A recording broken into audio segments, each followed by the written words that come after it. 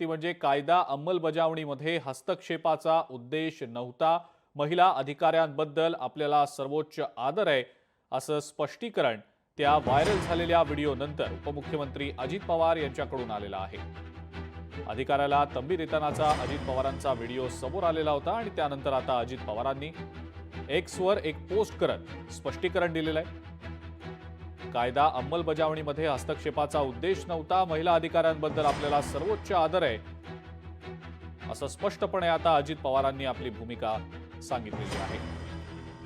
काय नेमकी त्यांची पोस्ट आहे आपण बघूया। कायद्याच्या अंमलबजावणीत हस्तक्षेपाचा उद्देश नव्हता, परिस्थिती शांत राहावी आणि अधिक बिघडू नये याची काळजी घेण्याचा होता।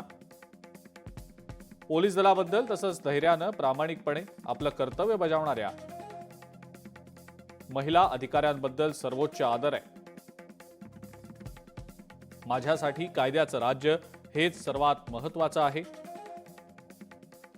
पारदर्शक प्रशासकीय कारभारासाठी आणि बेकायदेशीर वाळू, माती आणि खडक उपशासह प्रत्येक बेकायदेशीर कृतीवर कायद्याप्रमाणे कठोर कारवाई करण्यासाठी कटिबद्ध आहे।